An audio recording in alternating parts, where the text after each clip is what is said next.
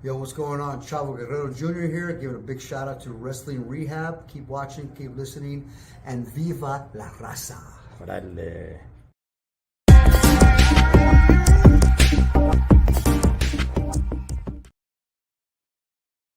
Man, oh man, oh man, oh man. Okay. So this past SmackDown, we went ahead and we had Randy and the American Nightmare, Cody Rhodes, get in the ring, right? Now, leading up to all this, first of all, it had to be this.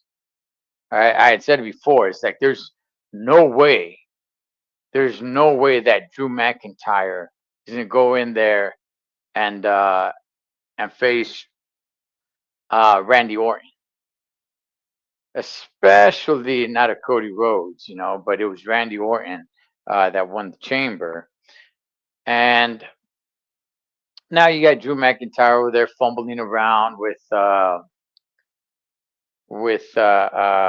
Jacob Fatu, which that's look. I think that's going to get pushed all the way to WrestleMania. They're going to have some sort of major, a street fight or falls count anywhere or last man standing or something. They got to do something. You know what was a big issue? One big, I'm not saying it was the main issue, but something that was a big issue for last year's WrestleMania. I was there both night one and two. There was no special type of match. There was no steel cage, which again they pretty much took away steel cage matches away from PLDs. They don't really do steel cages on PLDs anymore. Um, there was nothing. There was no false count anywhere. There was no last man stand. There was no anything. You had the triple threat match, which I guess you could kind of count that, but yeah, there wasn't anything of that sort. At WrestleMania, you gotta add some of that. You gotta add some of that. And I've been saying it over and over and over again. I would like to see a little bit more of the steel cage match. Don't overdo it. Don't overdo it with the steel cage match. Maybe you just kind of do it at Saturday night's main event, and if you're not going to be doing it there, all right, then throw it in at a WrestleMania then. But when it comes to Jacob and Drew, which I'm sure they're going to keep on pushing this rivalry down the line till it hits WrestleMania, they got to do something with it. But nonetheless, we got Randy, who instead of having babyface versus babyface, oh, that switched up. Oh boy, did that switch up. We no longer have babyface versus babyface. Now, do I have an issue with this? Well, actually, let's go down what Randy did, right? Randy definitely turned heel. It looks like they're all buddy buddies. Him and Cody. Man, I love you, man. We're brothers. Of course, they're not bringing up Ted DiBiase. It'd be cool if somebody brings him up. Or it'd be cool, if he just shows up. Of course, he's facing some legal issues. But Cody and Randy are they're just making it seem like, hey, remember the good old days when it was just you and I? Well, it wasn't just you and I. It was you, I, and Ted. But I guess we'll just pretend like it was just you and I, even though everybody knows it was you, I, and Ted DiBiase. But Ted DiBiase over there making a little bit of funny money on the side. But nonetheless, Cody Rhodes cheap shots him, right? Slams his face on the table, low blows him, which is a super ultimate heel move. Rips his shirt, starts beating him up, starts beating him down, throws him out of the ring, busts him open. We get a little color going on.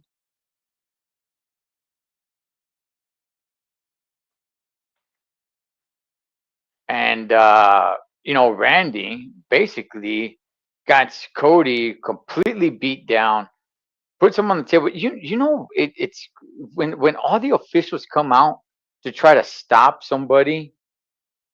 You notice how they just kind of like stand in front of them with their hands up, like, "Hey, hey, stop, stop, stop!" No, nobody tries to make contact. Like, "Hey, you grab his arm, I'll grab the other arm." Somebody grabs his waist.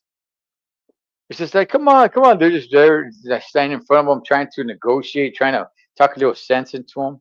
So Randy goes ahead. He leaves. He brings out the stairs. He, set Cody up in this weird position where, like, Cody's back is on the announce desk, but his head is right in the V part that goes up against the ring post on the stairs, on the steps, on the steel steps. And he's laying there with his shirt ripped open and busted up. He's already bleeding. Randy walks away. And I'm like, oh, okay. And for sure, I'm thinking, no, Randy's going to do something. He has to do something. How do you just lay him that way? Honestly, I was thinking he was going to kick the stairs, because had he kicked the stairs, that would have like had the stairs, because he was in the V shape. His head was in the V shape part where the ring post goes in the corner. So I was thinking like, oh, okay, that'd be pretty wicked, I guess. But then out of nowhere, just like an RKO out of nowhere, he comes out of nowhere after he left with a steel chair, gets on top of the announce desk and smashes Cody's head in.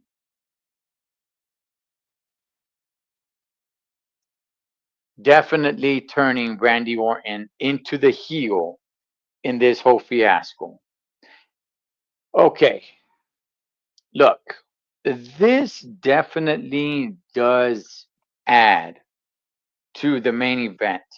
Now, I'm assuming this is going to be the main event for night one. I'm not sure. I'm sure Liv Morgan is still trying to push for her match, even though, I mean, her versus Stephanie Valkyrie is just kind of like, eh, I don't know if that's really main event, WrestleMania main event material, but nonetheless, Randy Orton versus Cody Rhodes. Look, it would have been a good match either way, but how are you gonna hype this match up if both of these guys were baby faces? Now, Randy Orton, okay. Randy Orton, he's never really a baby face, and he's never really 100% a heel. Now, years ago when he was a heel, talking about years ago now, when he was a heel, he was definitely a heel. When he's a baby face, he's somewhat of a baby face. But he's got no problem RKOing any other babyface. He'll just let everybody have it. What I'm trying to say is Randy's one of those guys where it's like he's never really a babyface. He's never really a heel. He's just Mr. RKO out of nowhere. He'll let anybody have it. However, with this, definitely he has made the turn to heel. Now, did you need to do that to spice this match up? Ah, man. I think it was strategic. I think it was strategic because you want Cody to still be babyface. Now, here's the thing. There have been talks and rumors for a long time now that Cody is going to turn heel. But let me go and throw this out there. If Cody turns heel, Who the heck is the next runner-up for babyface? Who in the flying flip do you have to be a number one babyface? Main event Jey Uso, he's back to his tag team. He's back with the Usos. He's no longer just a singles competitor. He's no longer that guy. Yeah, people still love him, but he's back with the Usos. Now, can you get him away from that and put him back as a singles competitor? Yeah, probably. Where the hell does Jimmy go from there? But what I'm trying to say is if Cody is gone, who the heck is the number one babyface? Roman Reigns? He's a part timer.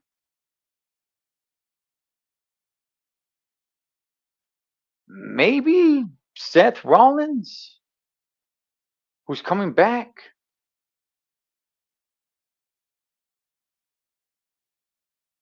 But as far as like the kids, them looking up to somebody, obviously John Cena's gone and he's been gone. It's Cody. Now, me as a grown adult, I kind of look at Cody now and look, I'm getting a little jaded. I'm getting a little bit like, yes. And not just that, but it's actually a little bit tough to root for Cody as well because you're making him look dumb. You're making him look like an idiot as well. Like he's so gullible that everybody can go ahead. Everybody can go ahead and fool Cody Rhodes like we're buddy old pals. Pow! Cheap shot time. Now it's time for me to bust you open.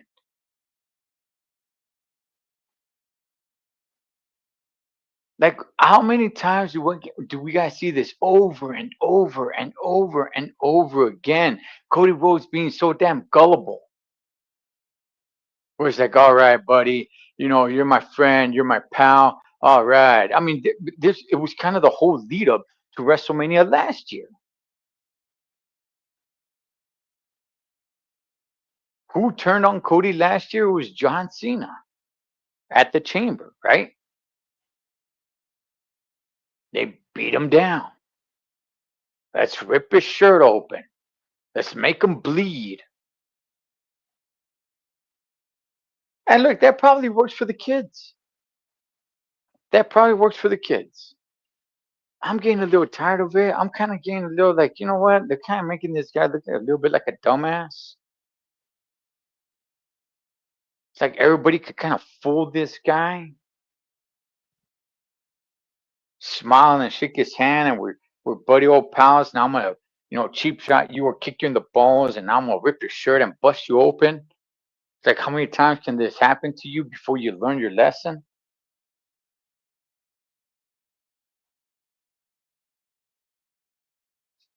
So Randy Orton has gone 100% heel, and I'm not sure if we see Randy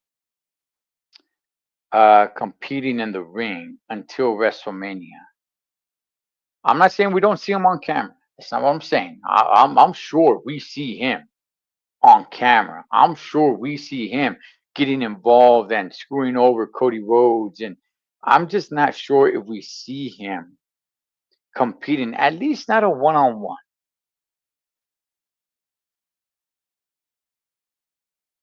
until Mania. So, did I like it? Yeah, yeah. It was fine. Did I really need it to build this match up? There were certain ways they could have gone with it. There were certain ways. I'm not saying there was a better way or there were, this was the worst way or anything of that sort. There was a few ways because of the history they got going on. I'll tell you guys right now, the best way they could probably go with it is have Ted DiBiase as the guest referee or something. You get Ted DiBiase to be the guest referee at WrestleMania. Now we're talking. Oh, now we're talking, man. So, yeah, look, we'll see what happens on SmackDown.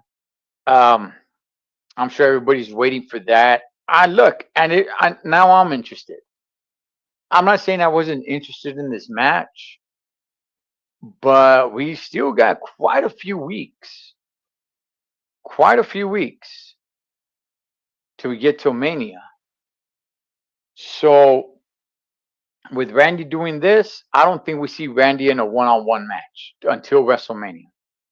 Probably not even Cody. Maybe we get a Cody match, but nonetheless, I think this is going to be a pretty good build-up between now and Mania between these two, and it was bound to happen. Did we have to turn Randy heel? I think it's probably a little bit of a better story that way, and we'll see. We'll see if Randy gets number, what would it be? Number 15, I believe it is. I think he's at 14 now. But yeah, yeah, I don't have an issue with it. I just I like I said, I think it works for the kids, but as an adult, I don't know, man. It just makes Cody looks like kind of like an idiot. Like, man, anybody could just screw you over. Anybody, you're just gonna fall for everybody's handshake and let them stab you in the back. Like, that's not really that good of a look. But anyway, let's move on to what we got coming up to Monday Night Raw tonight. Tonight, baby.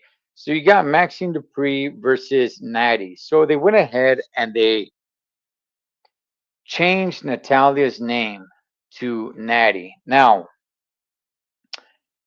I'm only going to talk about this not because I'm really interested in Maxine Dupree versus Natalia, aka Natty, now, but man, I used to think Natalia was like one of the hottest chicks, man, in WWE. Boy, her age is really showing. Her age is really showing. And they only got her working with Maxine Dupree because Maxine Dupree is still pretty darn green. She's still kind of raw. So that's why they got her working with Natty. Does anybody really care about Maxine Dupree versus Natty, aka Natalia? Would they just change her name? I don't know why they changed her name up. Maybe it's just to kind of reinvent her.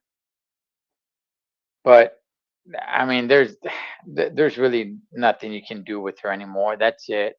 Her time is come and gone. I don't know how old she is now. I think she's like in her mid 40s. Her age is really starting to show. I know she comes out with a new name like Natty and the mouthpiece and all that stuff, but it's just it's not working. As far as this for Monday Night Raw tonight, um, yeah, I think Maxine Dupree probably gets it, and I'm not really sure what the future is for Maxine Dupree. As it stands right now, I don't really care. So they definitely got some work to do with her. Also tonight, you got the original El Grande Americano versus El Grande Americano, imposter. Okay, look, let me tell you guys this. When El Grande Americano first came out, I was a fan. I talked about it. I was a fan. I was one of the only ones that was a fan of this. A lot of people thought it was dumb and stupid and lame. I'm like, nah, oh, give me some more. Come on, Shorty G, throw that mask on. El Grande Americano, baby, let's go.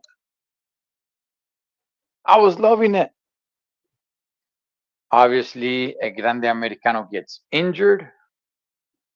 And instead of him being sidelined completely, they go ahead and they bring in an imposter, a Grande Americano. And I don't know if WWE thinks, if creative thinks that this is a good storyline between the OG, a Grande Americano, and this imposter, Grande Americano.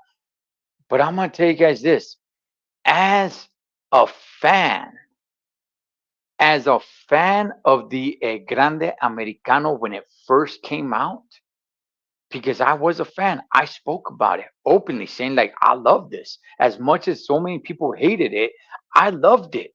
I was rooting for a Grande Americano. As as a fan of a Grande Americano, this storyline is falling super flat for me. I find myself having no interest. I couldn't wait for El Grande Americano to come back. The original, the OG, Shorty G, to come back. I thought it was kind of dumb that they had this new imposter with his little punk ass homies. But then I thought, okay, when the original comes back, there's gonna be some sort of storyline here. So, okay, that's something to look forward to. Well, guess what? That storyline is here, and I'm telling you guys this: it's just not working for me. Now I do see it as kind of dumb, even though, even though not too long ago I was a big fan. Now I do see it as kind of dumb and just not caring about it. Whenever they come out, I'm just kind of like, eh,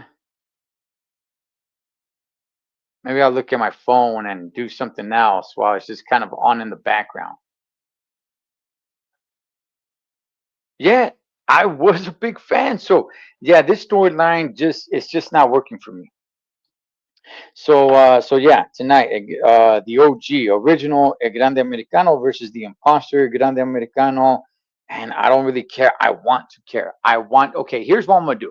I'm gonna actually watch this match. I'm gonna pay attention. I'm not gonna be busying myself with anything else. I'm actually gonna watch this match through and through.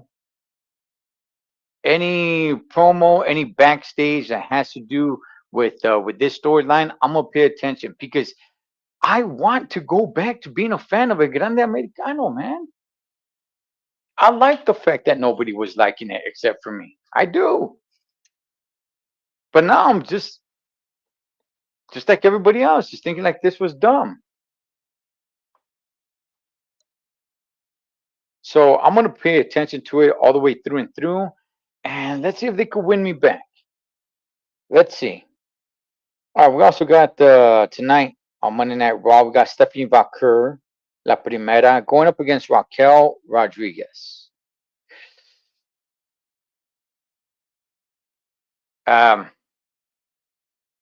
Look, Raquel Rodriguez, I think she's gonna have her time to shine at some point. She's got to get a little bit better on the mic. Okay, she's got to be able to cut a little bit better of a promo because right now, as it stands right now, she's still kind of under Liv Morgan. She's still kind of under the Judgment Day when there, you still got the Judgment Day there going, and we got to see what happens. Which that is the bigger story there. So if Raquel Rodriguez has a match tonight, I mean, does anybody even really care about that match against Stephanie Vaquer? Look, for dang sure Raquel Rodriguez is not winning that match. That's for sure. But everybody's gonna want to see, okay, where does the Judgment Day stand? Ever since they turned on Finn Balor. By the way, you had the chicks putting hands on Finn Balor as well.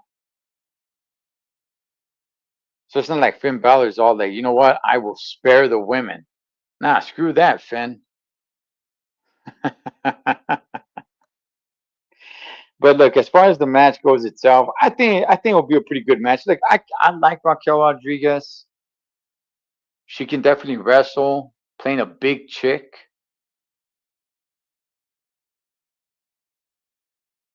But she's just having a little bit of an issue getting over. And I don't think I think part of it is because she's not that good on the mic.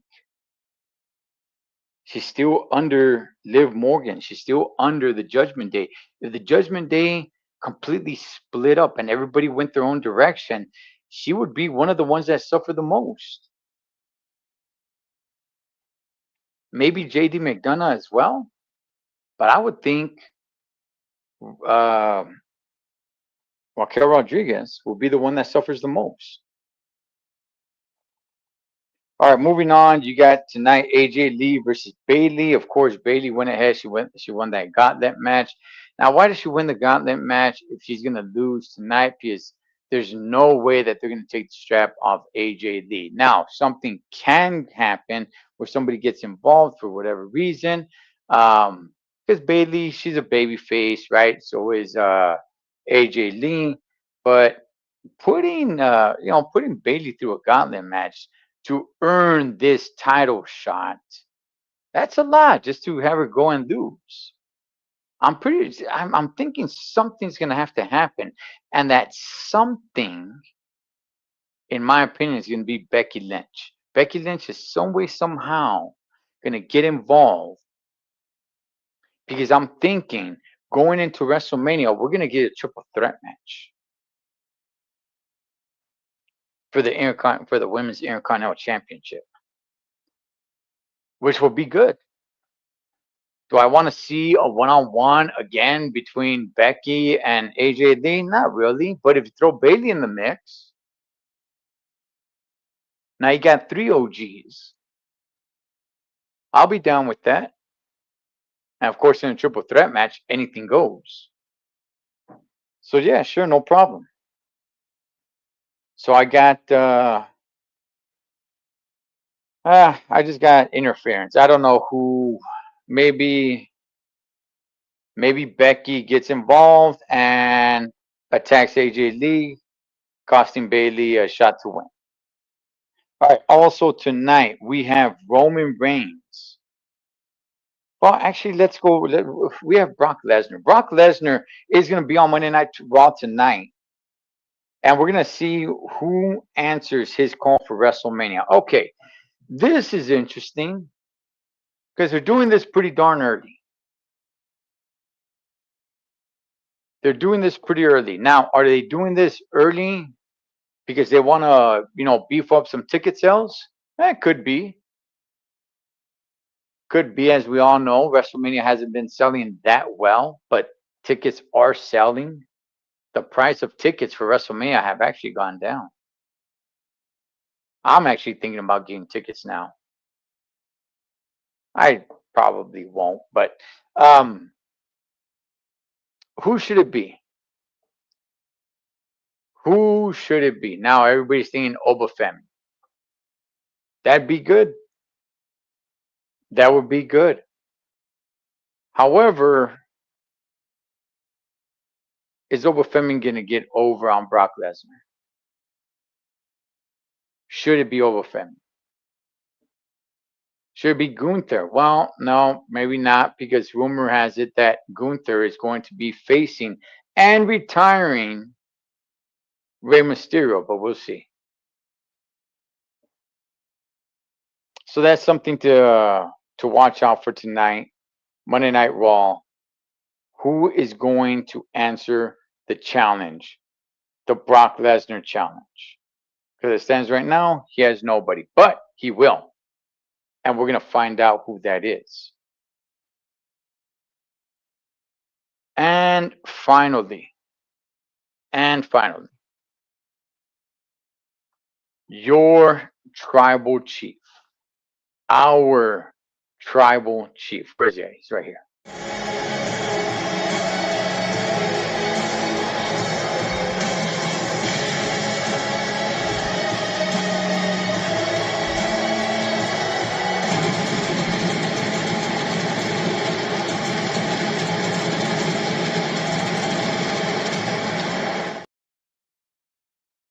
We acknowledge you, our tribal chief. Hey, by the way, real quick, man. I know Monday Night Raw will be kicking off here in a few minutes. Real quick, I saw Solo Sikoa back there in that little clip that I just threw out there, right? You know, one thing that has fallen completely flat, man, is Solo Sokoa and his crew, whatever the hell they call each other, um, and the White Six. That has fallen so damn flat. It is so meaningless to me. I couldn't care any less. And the way they built that White Six up for a while when they were first getting in, it was like, oh, damn, okay, this is gonna be important. I don't know anybody that cares about the White Six. I don't know anybody who cares about Solo Sokoa and his whatever the heck they call themselves. I forgot what they call themselves. I know it's not the new bloodline anymore, but whatever they call themselves, I don't know anybody that cares about any of that. It's just like filler. Oh, the lamp, and nobody cares. Nobody cares. They got to do something because Solo Sokoa actually was a bigger deal not too long ago, and he's just kind of faded off. But somebody who hasn't faded off, the tribal chief, baby, and he will be at Monday Night Raw tonight.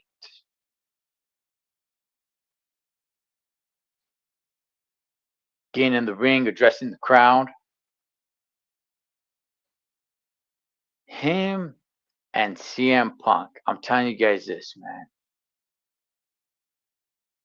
It is really building up and it is working. At least for me, it is definitely, definitely working.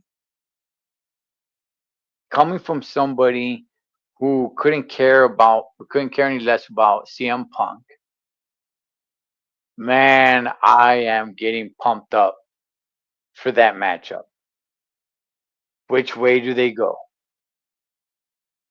And every time CM Punk and Roman Reigns share the ring with a mic, it's must watch TV. And it is gold. Love it. Love it. All right. I'm going to go ahead. I'm going to tap a body here and watch and enjoy or try to enjoy Monday Night Raw. Again, I'm really going to pay attention to it. Grande Americano. I really am, man, because I was a big fan. I was a big fan, and they just kind of threw a lot of ice water on my fire for that. And I haven't cared in a while. But I'm gonna pay attention to every Grande Americano, you know,